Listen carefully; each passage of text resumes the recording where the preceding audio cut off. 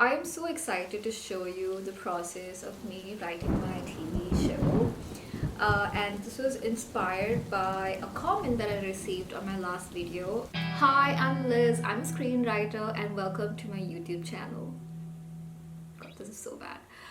So last month I posted a video on my YouTube channel about who I am and how I was in the US and couldn't get a job, so then I had to come back to India, and now I'm restarting as a screenwriter with my own projects. And in that video I received a comment from Ian that inspired me to make the series about showing you the process of me writing. Wait, I can read that out. Keep it up, Liz. I would love to see the process of you making those scripts and then actually getting them sold, and maybe if we could begin the scenes of making them. So thank you so much, Ian, for this comment. Like really, it really did like help me to get my shit together. Yeah, so this is what the video would be. Where was I? Oh yeah. So flashback.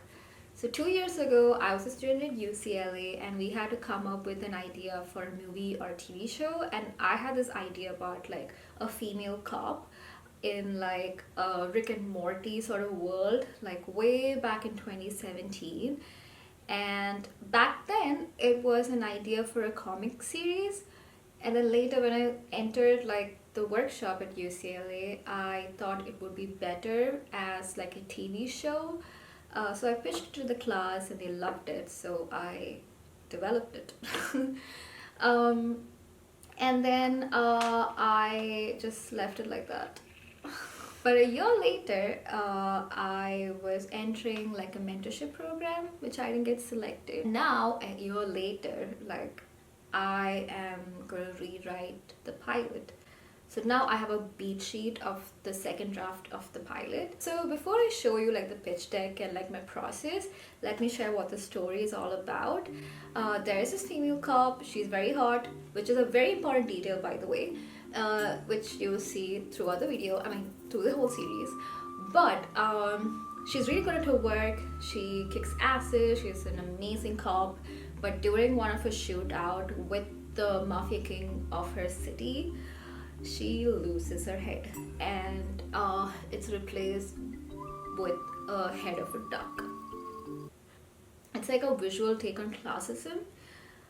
Oh my god, I'm so bad at explaining like the things. Like I feel like if you meet me in person, I'm so much better in explaining like everything. I feel like with the camera in front of me, it's just like additional like pressure on me to like perform. But also it's like 1:30 at night, so I'm like literally operating with like my last 3 brain cells. I'll show you like the pitch deck that I developed, which on like I use Canva by the way. So it's called Like Nobody's Business. Also my laptop is like really old, so how much ever I clean, like it's still gonna look dirty. So, and this is Cash. So I love like the DC style of animation. I'm more of a DC fan than Marvel. I think that's enough of like visual information of what the series is going to be like. So let's be honest, let's keep some things private. Again, like getting back to the process, I had a strong idea of like the world and the characters, and like I don't want to plan too much where the story would go, because I have noticed with me, like I am more creative and I just like I'm very spontaneous. So when I was writing the first draft, I just literally took a go at it, and I made up like characters on the go, I made up like scenes on the go. And I feel as a writer it is very important to know like the cliches and like the expectations from the genre that you're writing in. So for here, like I'm writing action, so you know in a typical like cop action movie you can expect, or like a show you can expect like a chase, like car chase between like the bad people and the good people, and then like you can also like think about like you know these clashes or like shootouts. So these are a few things that is expected out of like the action genre, and your creativity comes from like how you subvert like the expectation, or like how you redefine the cliches. And after a year, now that I'm like like when I read the script again, I could see the flaws in it. So the main difference that I saw between like the first draft and the beat sheet of the second draft of the pilot is that the first draft was more focused on like the drama part of it, like the relationships between like Cash and her partner, and then her parents. So it was more towards like dialogues and like drama, whereas like now that I've reworked, it's more action based. So like from what I know is that in action genre, like the viewer understands the world, and so does like the main character understands the world and like the people around them through action. Does that make sense? I think it does. Also, like I feel like in a lot of scenes that I wrote in the first draft, like there was a point, but it wasn't really focused. And with my second draft, I mean the beat sheet, I feel like now I'm able to like really concise the main point of that scene in a more fun and visual way, and which also like covers like the main topics such as like mental health. And also, yeah, one of the things, I mean, I my god, okay, wait, too many thoughts, too many writing is such a personal journey where like like you like people who know me for a long time, and they see the when they will see the show when it is made, like they will know exactly like where I have gotten inspiration from, or like what themes I have explored. In this case again, like I am someone who reads the news quite a bit, and I love geopolitics, and I love to read about consumerism and capitalism, and this is like the core concepts that I will be exploring in my series. And now like I feel like I'm able to like express those ideas much more stronger. um like I also love to read about history. So okay, I'll give you like I'll share a secret, okay? So the first scene that I wrote in the pilot, it starts off with like a shootout, obviously.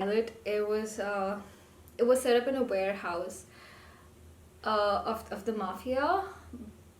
But then again, I feel like this is like kind of like a cliched like place to take, action, or like I don't know, like when you see like more details of what the warehouse stores and everything, maybe you get like maybe you'll understand what I'm talking about. I want to make it a little more like urban and like a little more like creepy. I was reading about how in New York there are so many restaurants, at least I think it was back in like 1920s and 1940s, where restaurants are a front for black money or like money laundering.